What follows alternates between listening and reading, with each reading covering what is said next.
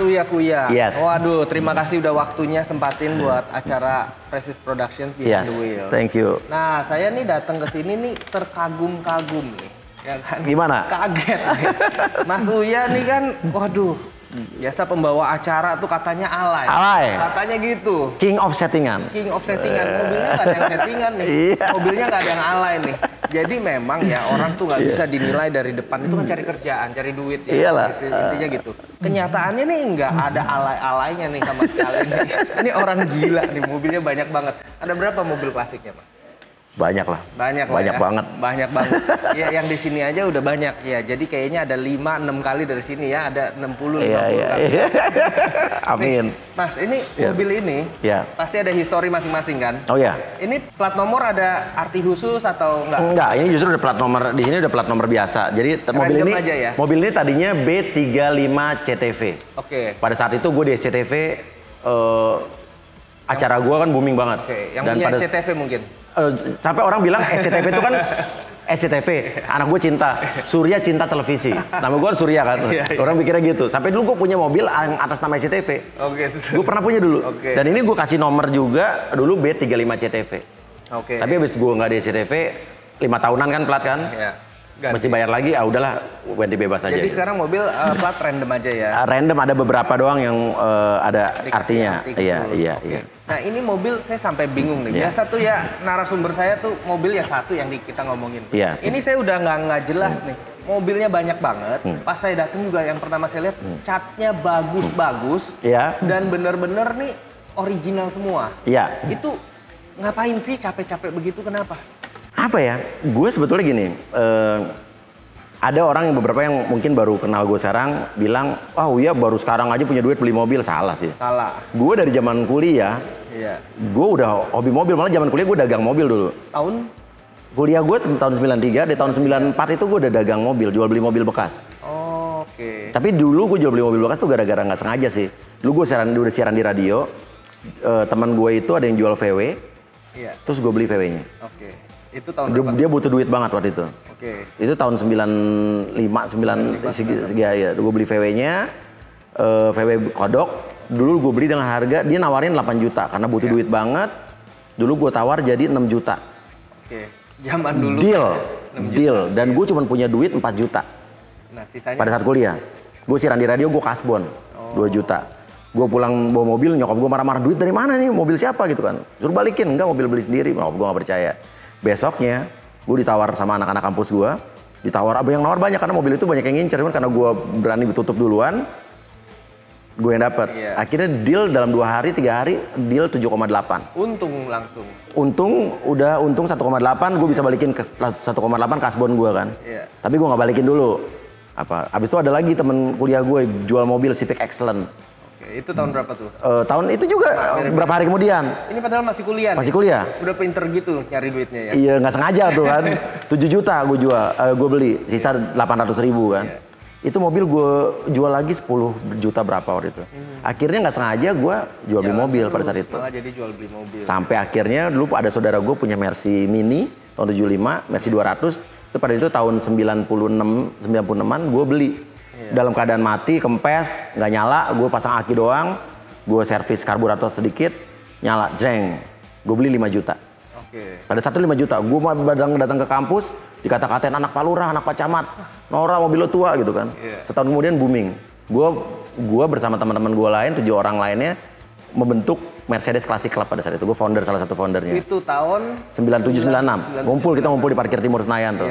Gue anak kuliah sendiri, yang lain mas-mas dan bapak-bapak. Akhirnya terbentuklah Mercedes Classic Club. Sampai sekarang nih saya lihat nih bajunya Mercedes. Nah ini Mercedes-Benz Club Indonesia. Jadi MBC INA. Jadi ada MBSL juga. Nah, MBSL, MNCCI semua di bawah MB INA. Jadi ini atasnya. Gue payungnya. Ini ada badge-nya lagi. Head of Public Relation. Wih. Kenapa nggak mau jadi presiden? Ini kan cocok jadi presiden kayaknya. Gue dari dulu, dari zaman kuliah, SMA, nggak pernah pengen jadi presiden atau ketua. Gitu. Takut ribet. Tapi gue pemikir, tapi gue di belakang layar aja. Gitu. Jadi dulu pun zaman SMA gue MPK bisa jadi ketua, gue jadi wakil aja. Jadi gue jadi belakang layar aja gitu. Ini mobil begini banyak, perawatannya masing-masing beda-beda. Itu inget nggak Mas Uya? Misalnya nih, contoh Mercy yang ini, yang rusak apanya, giginya ini apanya, itu inget? Inget, karena gue turun langsung. Turun langsung. Pembelian spare part pun gue kadang-kadang cari sendiri. Cari gimana? Online? eBay, kadang-kadang jalan langsung keluar negeri. Oh, keluar negeri pun udah ada apa list yang mau dibeli gitu ya? Jadi inget-inget ya? Iya, list dan wishlist semua ada semua. Jadi sekalian shopping, sekalian belanjain ini ya? Hobi gue kalau keluar tuh ke junkyard. Iya. Tapi keluarga juga begitu semua? Apa kesel nih ya? Aduh nih punya suami kayak gini, gue mau jalan-jalan malah ke junkyard gitu nggak sih? Enggak, anak-anak gue happy semua. Happy semua. Apalagi Cinta itu dia bener-bener classic minded, jadi mobilnya tuh hobinya retro-retro. Gitu. Anak-anak gue tuh pertama kali belajar nyetir tuh manual. Oh gitu. Dan mereka drifting kan, mereka drifting. Iya, belajar nyetir dari umur 15 belajarnya. 15 udah. Iya, 14 15 iya udah ajar nyetir. Oh gitu. Mereka belajar drift dari umur 16. Hebat ya. Lah, lalu terus kan dulu saya kenal juga udah lama Mas Uya tuh. Dulu pakai Porsche juga, ada Panamera baru-baru. Iya. Itu iseng aja nyoba? Apa? Iseng aja, tapi jati dirinya emang mobil klasik? Jati dirinya gue Mercedes banget. Mercy banget gitu. Mercy banget. Tapi kan BMW-nya juga banyak. BMW juga banyak, Eropa lah dulu. Eropa ya. GDM sekarang gara-gara Cinta doang sih. Oh gitu. Oh Cinta sukanya GDM. GDM, iya. Oh, jadi ya udah kasih seneng anak. Kasih seneng anak. Tapi gue juga senang sih karena tapi harus GDM yang rare, yang rare ya. Sama yang langka-langka yang orang kalau kita di jalan tuh jadi neck breaker sih. Iya. Set gitu ya. Banyak yang patah tulang nih kalau. Sama ini, gue paling seneng kalau di jalan tuh pasti orang lewat gini nih, jempol. Iya. Jempol karena Mas Uya yang di dalam. Ya gitu ya. Jadi memang lebih suka mobil klasik dibandingkan supercar modern. Iya. Nggak ada cita-cita kayaknya, ayo main supercar juga atau mobil modern, mobil listrik, mobil apa gitu? Supercar gue selalu pakai kalau gue lagi di US. Oke. Jalanannya sewa, gue nyewa aja gitu. Kalau di Indonesia gue beli supercar kayak Porsche aja, gue paling mentok di Panamera 4,8, 4,8. Porsche Boxster, gue Porsche Boxster pernah punya 3 kali. Terus Cayman pernah punya, tapi kalau 911 gue pakai kalau di luar aja. Iya. Oke, jadi karena ya di luar juga lebih enak ya, jalanannya apa. Ferrari pun gue mentok-mentok di Modena. Modena ya. Terus Kalif gitu doang. Modena juga harga naik terus nih. Iya. 355 juga. Iya. Emang yang klasik-klasik yang naik. Yang klasik-klasik. Dan enaknya Mas Uya karena udah ada komunitasnya, mungkin orang yang punya mobil klasik jadi nyari kan. Dan itu jadi peluang juga sebenarnya. Iya. Ada minat nggak ini didagangin? Bener-bener dijadiin showroom gitu loh. Kayak di Bali kan tuh ada tuh yang satu rumah yang mobil klasik. Oke, Payos ya, itu kebun vintage. Iya. Ada minat nggak bikin seperti itu tapi dijual? Jadi jual beli gini, gue itu kolektor sejati. Kolektor sejati. Jadi gue nggak akan jual mobil gue kecuali untung. Kecuali untung. Jadi dagang dong. Enggak. Jadi gini, gue juga dalam arti kata gue nggak munafik, dalam arti kata gini. Gue nggak mungkin semua gue beli mobil nggak ada yang gue lepas. Iya betul. Karena istri gue juga suka. Tapi bini gue bilang begini, lo boleh beli beberapa mobil tapi juga harus ada yang lo relain. Iya. Jadi terpaksa kalau gue ada ngincer lagi mobil yang gue pengen, gitu kan, harus ada mobil juga yang dilepas. Iya. Penuhan juga kali tempatnya ya. Iya, dia begitu. Sebenarnya jadi kolektor mobil tuh jadi bener-bener koleksi mulai tahun berapa itu? Gue mulai tahun 9 gini. Kalau dulu kan kuliah dagang mobil, tapi mobil yang mulai jadi gue punya mobil koleksi itu mobil zaman tahun 96 97 tuh nemu Mercy. Iya, enggak maksudnya mulai disimpan. Oke. Dulu kan beli jual satu-satu. Zaman kuliah gue udah punya mobil pakai duit sendiri 3 mobil yang gue simpen. Oke. Tapi juga itu bolak-balik kan diganti. Iya, keluar masuk lah ya. Tapi mulai zaman habis itu hobi gue hilang pas saat di Tofu, gue nyanyi kan. Keliling Indonesia jadi lupa tuh. Mobil cuman koleksi pun nggak diurus. Iya. Pas menjelang gue nikah mulai lagi tuh. Gue ngumpulin mobil sampai nikah, sampai sekarang gue kumpulin, termasuk ini mobil waktu pertama kali gue nikah, mobil ini gue udah... Ini dipakai buat nikah jangan? Bukan, setelah gue nikah gue beli ini. Oh gitu. Gue ngincer dari sebelum nikah, jadi mobilnya udah 17 tahun nih gue nih, belakang ini. Ini ya, iya. Bentuknya juga masih bagus, catnya semua juga masih bagus. Iya. Itu tapi istri dukung? Dukung. Hobinya juga? Istri gue dulu kan bapaknya off-roader ya, jadi juga dengan otomotif juga dekat lah gitu. Iya. Iya. Nah, saya dengar juga kan Nino juga koleksi mobil. Iya. Terus Cinta juga drifting. Iya. Emang dari kecil udah dipaksa? Nih ya, Bapak lu suka ini ya, lu ikut apa gimana? Nah, gue dari kecil itu memperkenalkan anak-anak justru dengan Mercedes. Mercy yang baru-baru apa dari klasik dulu? Dari klasik sampai yang baru, gue kenalin karena gue pecinta Mercy banget. Nah, tapi anak gue justru larinya ke GDM. Ke Jepang yang vintage, yang klasik retro gitu. Iya. Nah, tapi gue juga ada mobil Jepang yang udah gue punya dari dulu kayak Corolla DX. Iya. Itu gue juga masih simpan sampai sekarang. Iya, hebat ya. Terus mereka juga akhirnya punya hobi yang sama. Hobi yang sama. Itu sama sekali nggak ada yang maksa. Nggak ada yang maksa. Bener-bener ngeflow aja, jadinya ngikut. Tapi buktinya kesukaannya beda kan, anak-anak ke GDM. Kalau Nino tuh lebih ke supercar sebetulnya. Lebih ke supercar. Ke mobil-mobil baru Nino. Cuman dia mobil klasik juga suka. Oke. Nah, ada nggak mobil yang masih belum kesampaian? Atau jangan-jangan nggak ada di Indonesia mobilnya? Apa sih yang, wah dari dulu ngincer nih, nggak dapet nih? Dari dulu ngincer nggak dapet ya. Hampir rata-rata gue dapet aja. Wishlist gue dapet sih. Kalau mobil klasik, cuman kayak mobil kayak E30 Cabrio gue pengen punya, gue dapet. E30 Station Wagon gue udah dapet juga. Mobil ini juga termasuk list gue dari zaman dulu. Ini udah berapa M nih harganya nih? Ini udah 3-4 M. Udah 3-4 Tapi bahkan di Jakarta ada satu orang pengusaha yang punya, yang Cabrio-nya. Iya. Dia nge-restore-nya aja, dikirim ke Jerman, balik lagi ke sini. Iya, betul. Restore-nya udah sampai hampir 5 M. Gila. Jadi bayangin mobilnya udah berapa M. Ya udah harus kali 2. Dan naiknya hampir sama kayak nyamannya naik S-Class baru. Wih, itu begitu ya? Itu. Berarti zaman dulu mobil senyaman itu dong? Oh iya. Gitu ya? Iya. Ini AC-nya pada dingin semua? Dingin semua. Mobil klasik suka AC-nya panas. Mobil ini mobil Batman Coupe gue yang ujung. Terakhir tahun lalu dibawa ke Semarang jalan darat. Bisa? Iya, ini kemarin dari Bandung bolak-balik yang itu juga jalan darat. Bisa semua ya? Bisa. Tapi memang kualitasnya bagus-bagus, iya. Luar biasa. Iya. Pasti karena passion nih. Iya. Kalau cuman karena ada duit terus beli, beda hasilnya. Iya. Kalau ini saya lihat tuh karena ya emang suka, emang kelihatan sekali terawat. Iya. Jadi memang beda. Mobil ini ada yang dimodifikasi nggak? Apa semua balikin ke production car? Back to original. Jadi gue sesuaikan dengan code VIN-nya, VIN code-nya. Jadi dia lahir dengan warna ini, rata-rata gue balikin begitu kan.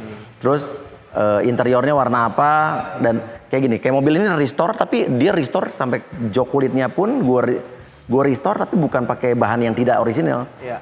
Pakai bahan aslinya dia. Jadi asli bener-bener dikirim. Gue beli bahan jok, bahan door trim, bahan karpet dan plafon. Mobil yang ujung ini itu habis 170 juta. Gila. 3 tahun yang lalu. 3 tahun lalu. Itu kita datang langsung ke Jerman. Iya. Ke KHM, itu yang jahitnya nenek-nenek. Madam-madam, udah tua. Harus dia yang jahit ya pokoknya. Iya, makanya itu pabriknya tuh begitu, dan itu bahan aslinya. Iya. Kan sekarang banyak, kalau gue ngelihat Mercy gitu, yang penting interior. Mercy klasik. Kalau luar cat oke, bisa dicat lagi gitu. Cuman kalau interior kalau original gue udah gak suka ya. Iya, harus original ya. Keren. Nah, Mas Uya sendiri kan sebenarnya dulu kuliah FISIP ilmu politik ya? Politik. FISIP UI ya? Iya. Kenapa sekarang ada, apalagi udah bener-bener tenar, sekarang kan pokoknya kalau pembawa acara, artis ya udah top 5 salah satunya ya udah uyak-uyak, pasti keluar namanya. Iya. Tertarik nggak masuk ke politik? Gue tertarik sebetulnya. Tertarik? Cuman istri gue nggak ngizinin. Oh kenapa? Nggak tahu. Dia bilang gitu, selagi lo mau pakai mobil mewah, mau pakai mobil klasik, selagi lo mau pakai barang branded, lo jadi artis aja kata gitu. Atau nggak pengusaha aja gitu. Masalahnya kan para politikus mungkin, oknum-oknum itu kan pakai brandednya setelah jadi politisi. Iya sih. Kalau Mas Uya kan udah tracknya berapa puluh tahun, orang juga udah tahu. Emang nih udah ada duit dari nggak tahu ya sekarang gitu loh. Istri gue tuh takut dengan kejamnya dunia politik. Oh, takut. Dia takut dengan jebakan-jebakan Batman-nya gitu kan. Iya. Tapi padahal menurut gue sih selagi kita punya pendirian, punya prinsip, dan kita juga punya link pergaulan yang tepat, harusnya sih aman-aman aja. Cuman istri gue takut tiba-tiba nanti kita dijebak, tentu tangkap tangan, padahal kita nggak ngapa-ngapain. Istri gue tuh begitu parnonya. Kalau udah punya duit, nggak usah kayak gitu-gituan. Iya. Kalau perlu mereka kita kasih duit ya. Iya. Kasih kripto. Iya, kasih kripto satu koin. Gitu ya. Nah, terus nih netizen kan banyak yang bilang ya kayak tadi Mas bilang raja settingan lah, apa namanya, ya pokoknya ya raja settingan gitulah. Itu nanggepinnya gimana tuh? Positif dong. Positif ya? Gue terima kasih, dibilang raja settingan berarti lo memuji gue. Artinya raja paling jago. Raja paling jago, dan intinya apa yang gue punya sekarang itu adalah hasil settingan gue. Dalam arti apa? Arti kata apa? Orang bisa sukses karena dia bisa menyeting hidupnya dengan baik. Betul. Orang bisa jadi dokter, dia menyeting hidupnya artinya harus pas saat dia kuliah harus di IPA. Kuliahnya harus kedokteran. Betul. Itu kan tersetting dengan baik. Betul. Dan gak banyak orang yang menyeting hidupnya bisa sukses. Bro Rudy bisa sekarang sukses. Karena apa? Penyeting hidup dengan baik. Apa tujuan hidupnya? Planning bisnisnya apa? Saat bikin bisnis, apa strateginya? Kompetitornya siapa? Itu kan disetting. Nah, artinya, ya ini hasil settingan gua. Iya, betul. Dan mereka yang akhirnya jadi netizen tuh orang-orang yang nggak bisa menyeting hidup dengan baik. Akhirnya gitu-gitu aja. Gitu-gitu aja. Dan kita juga tidak bisa membuat mereka senang semua kan? Iyalah. Pasti ada yang pro, ada yang kontra. Dan dalam dunia entertainment semua kan serba di setting. Orang bikin filmnya di setting. Bener. Kayak gue ngeprank di setting. Emang ngeprank di setting dong? Iya. Bener nggak? Saat kita mau ngeprank Bro Rudy nih, pagi-pagi, gue harus setting. Dalam arti kata, Bro Rudy biasa keluar jam berapa? Berarti kita harus setting di mana letak kameranya, di mana taruh penjebakannya. Itu emang tersetting. Kalau nggak tersetting berantakan hidup. Betul. Jadi sebenarnya itu adalah suatu talenta sendiri juga sebenarnya. Dan hanya orang pintar yang bisa menyeting sesuatu. Betul. Dan hanya orang bodoh lah yang tidak bisa menyeting hidupnya. Iya, dan juga orang bodoh juga yang nggak bisa enjoy aja. Enjoy aja. Bener kan? Iya bener. Itu juga dikemas sedemikian rupa untuk menghibur. Kenapa harus pusing? Contohnya kayak magician, kayak zaman gue dulu sulap. Iya. Ada orang penonton pintar dan penonton bodoh menurut gue. Penonton pintar adalah gini, orang yang nonton sulap udah ketawa aja atau wow gitu kan. Nggak usah peduli mau triknya apa. Tapi kalau orang bodoh nonton sulap gini, pasti begini nih. Pasti tangannya begini, pasti dia nipu gue.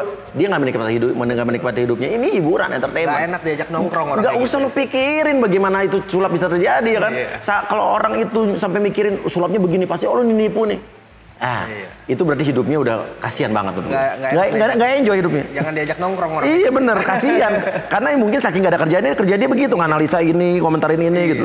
Lagi pula sulap itu dinikmati karena performance dari performa orangnya. Iyalah. Sama kayak main piano, semua orang bisa main piano. Iya. Tapi ada yang memain piano dengan menghayati sampai begini. Iya. Contohnya juga seru. Iya. Sulap juga semua orang juga tahu misalnya cara mainnya gini. Iya. Tapi kalau Mas Uya yang mainin orang jadi wah kan kaget terhibur atau misalnya pemain dari luar negeri kan merasa kaget cara maininnya sebenarnya. Iya benar. Jadi ya dinikmati aja. Benar. Kan begitu ya. Nah terus konten-konten sekarang yang netizen juga bilang apa hipnotis, apa settingan, apa semua prank. Mas Uya tetap mau jalanin itu atau memang akan ada refresh dari konten-konten yang akan diberikan ke masyarakat atau gimana? Gini sih, I don't care apa yang orang bilang jelek-jelekin tentang gue. Karena prinsipnya gini, gue percaya masih banyak orang di dunia ini lebih banyak yang menikmati sebuah hiburan adalah sebagai tayangan hiburan. Betul. Gak usah dipusingin mau ini gimana begitu gimana. Sekarang gini, reality show, mau di Hollywood di mana juga perlu disetting. Pasti. Kardashian show dan lain-lain. Itu perlu ada settingannya, nggak mungkin begitu aja. Betul. Dan mau ngomong apa dia di syuting ngomong apa bingung. Ya pasti udah diceritain hari ini. Intinya begitu. Tapi intinya ya kan, ya selagi program gue selama di TV juga ratingnya bagus-bagus. YouTube gue juga trending-trending. Mau orang katain juga yang nonton berarti yang menikmati ada kan. Iya betul. Intinya gue nggak usah pikirin apa orang yang dislike gue. Itu nggak bikin maju juga. Nggak bikin maju. Udah karena gini. Kalau saat hidup gue merubah hidup gue karena orang yang dislike gue harus mengikuti kemauan mereka, hidup gue berantakan. Karena semua orang punya market masing-masing, punya pasar masing-masing. Saat gue nanti pindah ke pasar yang lain, belum tentu pasar itu dibeli sama orang. Iya, betul. Nah, kita tahu lah kalau rating tinggi, nonton, YouTube juga bagus, banyak yang nonton. Tapi kan yang saya tahu nih dulu sering ya itulah KPI, suka apa namanya, tiba-tiba memberikan ini. Emang saudaraan sama KPI kayaknya perhatian banget sama Mas Uya. Iya, cinta KPI sama gue. Tapi secara nggak langsung justru gue adalah satu-satunya artis yang kalau ke KPI itu selalu datang. Gitu ya? Padahal tidak harus artis datang ke KPI. Padahal KPI itu harusnya urusan sama stasiun, sama lembaga. Perwakilan sama stasiun sama bagian. Gue datangin, gue diskusi. Ada yang akhirnya pas saat kita meeting, kita argumen apa yang mereka bilang judge ini melanggar, ternyata kita jelasin tidak. Gitu. Tapi ada yang memang tetap melanggar, ya gue terima. Tapi gue jamin gue adalah satu-satunya artis di Indonesia yang paham isi buku P3SPS. Oh gitu. Gue punya di rumah. Gue tahu aturannya. Iya. Cuman memang kadang-kadang kayak terakhir kayak di pagi-pagi happy. Iya. Gue ditegur KP, tiba-tiba ada yang pukul-pukulan di dalam situ. Itu kan bukan gue yang buat mereka pukul-pukulan. Iya. Memang berantem beneran. Iya. Pada saat si Vicky berantem sama Farhad Abbas. Iya. Iya, pada saat itu ada lagi soal Angel Elga marah-marah berantem sama. Itu gue karena live gue nggak bisa stop, tapi gue udah berusaha untuk nyetop, gue masukin iklan segala macam. Cuman kebetulan itu program gue, jadi secara nggak langsung uya-kuya lagi gitu.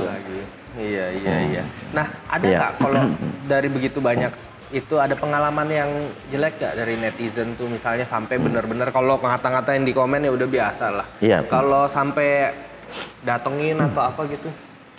Gue justru dulu kan gue punya nama acara namanya dulu Iat Bulaga yang nolong-nolong orang susah segala macam. Kenapa gue sering tinggal di apartemen? Karena dulu banyak orang yang berbondong-bondong datang ke rumah gue. Iya, betul. Nah, orang kan nggak tahu. Ibaratnya kan nggak semua duit gue, juga ada duit TV. Iya. Dan kita juga nggak mau memberi orang begitu aja. Karena gue justru terus terang nih, gue suka memberi. Tapi gue nggak mau memberi orang yang mental pengemis. Nah, sekarang YouTube, Mas Uya kan jalanin YouTube sendiri. Saya lihat Nino juga sama Cinta juga punya YouTube sendiri. Itu konsepnya dari Mas Uya atau mereka bikin sendiri? Awalnya dari gue. Awalnya dari. Sekarang udah 2 tahun terakhir konsep mereka jalan sendiri. Udah jalan sendiri. Malah gue bilang gini, Papa mulai 2 tahun yang lalu nggak akan ngurusin YouTube kamu lagi, nggak ngasih ide lagi. Kamu mau bikin YouTube banyak sedikit terserah kamu, duit kamu. Karena gue dari dulu anak gue kerja nggak pernah gue potong, gue ambil duitnya buat gue. Tapi anak gue udah 2 tahun terakhir gue ajarin untuk profesional. Karyawan kita satu company, alat editing gue semua satu. Jadi kita ada 3 channel, dibagi 3. Jadi cost yang keluar untuk produksi listrik, gaji karyawan dibagi 3. Oh gitu ya, anak juga diajarkan seperti itu. Iya, jadi kalau lu misalnya makin sedikit konten lu tetap harus bayar gaji mereka dengan beban yang sama 33%. Iya, benar. Akhirnya tapi gue bilang gitu, gue nggak mau nyuapin lo lagi, terus nyuapin lo lagi. Iya. Emang soalnya Mas Uya nih orang sekolah sih ya, orang kuliah sih ya, jadi pinter sebenarnya, bukan alay seperti yang dibayangkan orang. Gue kuliah 3 bro dulu. Iya, apa aja tuh? Di Stekti, perbankan, UI, itu sarjana juga. Terakhir di Interstudy diploma, cuma diploma aja. Oke. Iya, makanya memang ada kualitas, ada ilmunya begitu. Iya. Jadi sebenarnya bukan artis nih, pengusaha ini Mas Uya. Mas Uya pengusaha karena dicintai masyarakat jadi artis juga. Sebenarnya tuh begitu. Nah, dari cita-cita dari Cinta dan Nino sendiri itu mereka cita-citanya mau jadi apa sebenarnya? Cinta tahun ini udah harus kuliah. Dia mau ke Amerika. Dia mau kuliah film. Oh, bagus dong. Iya. Pas. Dia mau kuliah film, tapi bukan film yang menjadi praktisi doang, tapi dia mau belajar industrinya. Oh, lebih makro ya? Iya, dan gue bilang udah paling benar di Hollywood logo sana. Paling benar, betul. Iya. Oke, kalau Nino sendiri? Nino belum tahu, dia tadi sampai sekarang masih pengen ikut kakaknya kok film juga. Karena Nino juga kemarin baru sempat buat short movie sama teman-temannya dan dia juara 4 award. Oh gitu. Nah, tapi gue sih pengennya anak gue satu ada yang ke bisnis atau kuliah kripto kayak apa gitu. Cuman nggak tahu deh mau apa nggak sih Nino. Kuliah kripto? Iya, karena sekarang ada sekolah kayak gitu-gitu udah ada. Iya. Zamannya udah sekarang udah berubah di situ. Nah, ada yang disiapin nggak untuk Nino dan Cinta misalnya nih udah gue siapin loh duit buat lu ntar pas ini atau udah dimodalin nggak apa yang disiapin buat masa depannya gitu loh? Koleksi jam gue itu buat anak kuliah. Oh gitu. Karena jam tuh liquid. Iya betul. Lu bawain anak 1 jam nih, bawa lo jual di sana jadi duit langsung. Iya, nggak usah bawa duit segepok. Kan kita kalau masuk Amerika batasnya 10.000 USD gitu. Kita bisa bawa jam tuh bisa bawa ratusan ribu USD. Nah, saya dengar juga Mas Uya ini katanya yang punya lambe turah, bener gak sih? Enggak. Tapi orang mikirnya gitu ya. Iya. Nah, dulu kan pas waktu sama istri, itu kan kalau nggak salah dia juga lagi ada pacar lah ya. Iya. Terus akhirnya gimana kok bisa sampai luluh nih sama Mas Uya? Pendekatannya gimana tuh? Ini kayaknya beneran bisa emang jago hipnotis sih ya. Jadi istri gue sadar gue bakar tisu lagi terus gitu ya. Tidur lupa lagi. Gue pendekatannya adalah jadi dulu gue lagi makan nasi goreng. Dulu sebenarnya bini gue yang nyipoin gue. Oke. Jadi pas saat gue deketin dia punya pacar. Gue nggak tahu. Oh nggak tahu. Dia udah 5 tahun pacaran gitu kan. Gue juga lagi deket sama cewek lain. Udah akhirnya deket. Gue pilihan gue ke dia. Pas udah gue jalan deket sama dia 2 minggu baru ketahuan lah dia punya pacar. Gue disamperin sama cowok. Bisa aja ketemuan. Hipnotis cowoknya dong. Pengennya begitu ya. Tapi pada saat itu udah akhirnya dia ngomong iya, tapi dia milih gue udah dia gitu. Oke, sampai sekarang lah ya, harmonis banget dan saya lihat support banget istrinya juga. Jadi manajer juga kali ya? Iya, dia berapa 18 tahun dari awal jadi manajer gue. Jadi manajer juga ya, luar biasa sekali. Nah, itu sebenarnya udah jalan begini, udah sukses lah. Pokoknya siapa yang nggak tahu Uya di Indonesia. Ada titik terendah nggak sih dalam hidup? Pernah kapan itu? Kalau saya lihat kan, wah semuanya berhasil, mulai jualan mobil dari kuliah, yang orang maunya happy-happy, nongkrong-nongkrong, udah nyari duit, terus ya karirnya bener-bener naik terus. Kayaknya nggak ada titik terendahnya nih, asik-asik aja nih. Gue saat mengalami titik terendah pun gue enjoy. Gue pernah waktu baru kawin, nggak baru kawin, cinta umur 4 tahun, tiba 3 tahun, gue nggak punya kerjaan di TV sama sekali. Gue buat pisang goreng dulu. Pisang goreng di pinggir jalan dan saat itu booming sekali. Orang beli masih ngantri, yang beli sampai pejabat, sampai kalau MPR, DPR sidang tuh banyak pisang goreng gue dipesenin. Orang dari Medan datang khusus cuma buat pisang goreng gue. Gue jual pisang goreng di pinggir jalan. Dan pada saat itu ada teman artis gue yang beli pisang goreng nunggu di mobil. Pas gue nganterin bungkusannya, lu ngapain sih ya masih turun sendiri? Kan bisa nyuruh karyawan lo, gue bilang gitu. Pada saat itu dia naik Avanza apa Xenia gitu, lupa gue. Gue bilang gitu. Ya nggak apa-apa, gue bilang gitu. Mobil lo nih baru ya, tahun terbaru ya, gue bilang gitu. Nyicil kan, gue bilang gitu. Itu gue punya new ice dari jual pisang goreng, cash. Gue bilang, cash. Gue pernah jualan pisang goreng di pinggir jalan, cuma tenda awalnya 3x3. Sama bini gue saat nggak punya kerjaan di TV, tapi itu adalah bentuk salah satu, sadar tidak sadar bentuk marketing gue.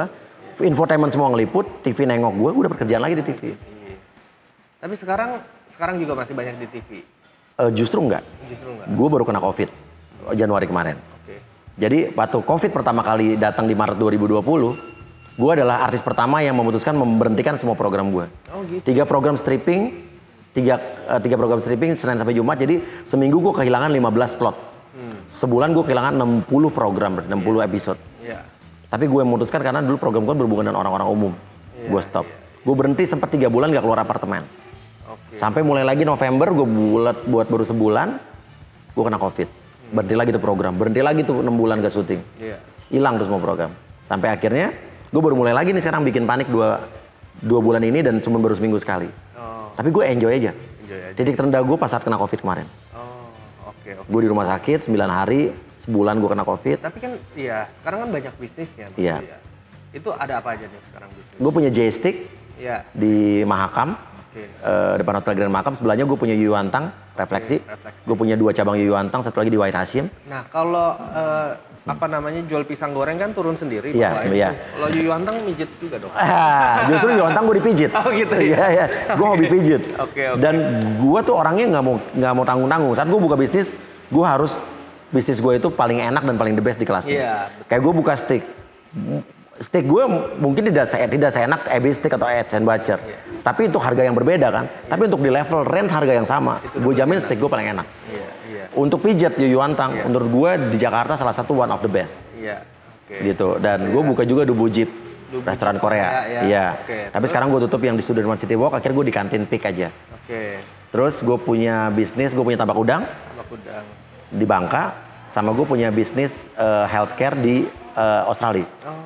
Gue membangun rumah buat orang yang mental illness, jadi kerjasama sama government Australia. Hebat ya, bener-bener luar biasa nih. Nah, pengelolaannya sendiri gimana Mas Uya? Maksudnya udah artis, waktu juga setengah mati, terus bisnis begitu banyak. Gimana bisa kelola? Ini kalau bukan orang pinter nggak bisa nih gini. Ini udah orang pinter nih pasti nih. Gini, dulu gue orangnya konvensional. Bisnis gue nggak pernah mau gabung join sama orang, chip in awalnya. Jadi semua sendiri. Sampai akhirnya ya konvensional. Tapi akhirnya di zaman modern lagi, akhirnya gue mulai beberapa tahun terakhir udah mulai gabung join sama orang, kolaborasi sama orang. Jadi harus pilih-pilih yang penting orangnya. Iya benar. Kalau orangnya bener ya jadi. Kalau enggak ya. Iya. Oke, nah sekarang kan saya juga denger nih ada rumah mewah di Amerika. Bener nih ada nih. Gue ada rumah tapi tidak mewah lah. Tidak mewah. Akhirnya begitu, mobil tidak banyak, berapa? 60, capek. Iya. Ada rumah di Amerika, di Australia ada juga? Nggak ada. Rumah di Australia nggak ada. Jadi kalau ke Amerika nggak ke hotel dong, harus ke... rumah gue lagi disewain orang sekarang. Disewain, sewanya kan tinggi ya? Iya. Oke, mobil ada di sana?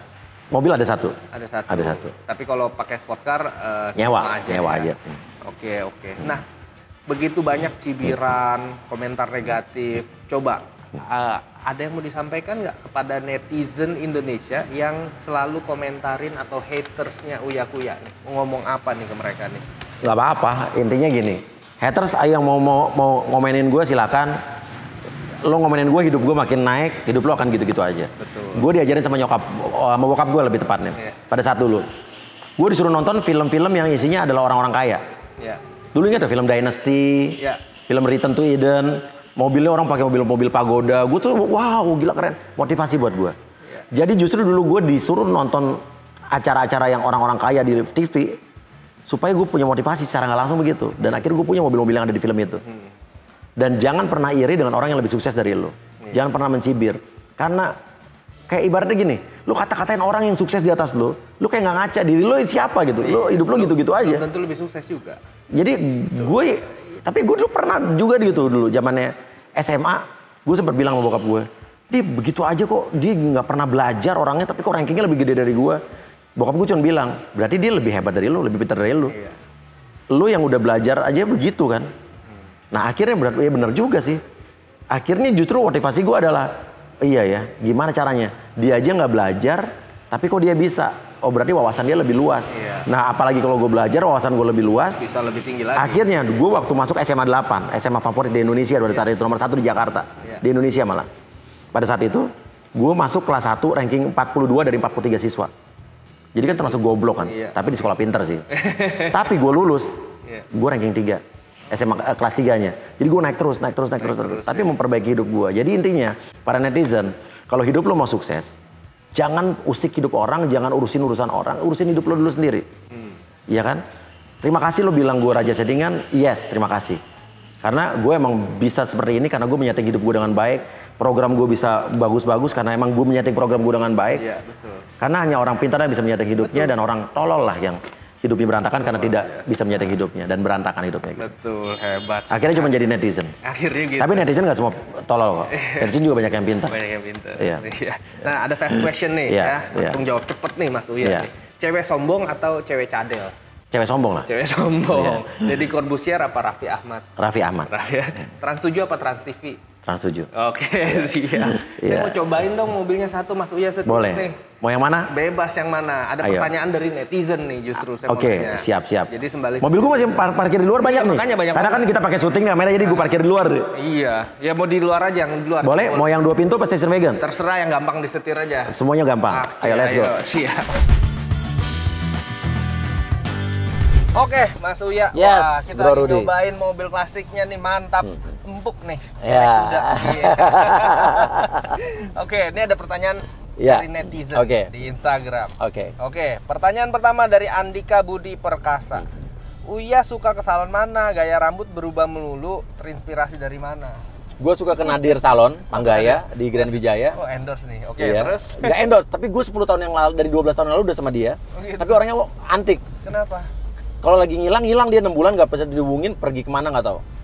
Dan dia udah 6 bulan hilang, baru muncul lagi kemarin. Pertama kali dia datang, gue yang mungkin hilang lagi nyari mobil klasik kali. Nggak tahu deh. Oke, di situ. Berikutnya dari @Irfan L. Apakah harta Uya di level 1T atau lebih? Mas Uya beneran sultan atau cuman gimmick? Waduh. Enggak lah, nggak sampai T lah duit gue lah. Ratusan M lah ada lah. Amin, gua aminin aja. Iya, kriptonya aja banyak, nggak usah disebut lah. Oke, berikutnya @Saiful Hilman. Kok bisa Mas Uya punya anak cantik dan ganteng? Adonannya apa, Mas? Adonannya punya istri cantik. Oh, gitu. Walaupun muka gue begini, istrinya harus cantik. Gitu. Ya. Adonannya gitu. Nah, berikutnya dari Juki Hilman 16. Mas Uya, cinta dapat ide prank dari siapa? Nah, ya itulah kan orang bilang buah jatuh tidak jauh dari pohonnya. Ya udah, cinta tiap hari ngelihat bapaknya ngeprank ya pasti anak-anak gue juga vibes-nya ke situ lah udah. Ya kan? Iya. Susah loh bikin begitu. Iya. Harus dikondisikan sedemikian rupa. Iya.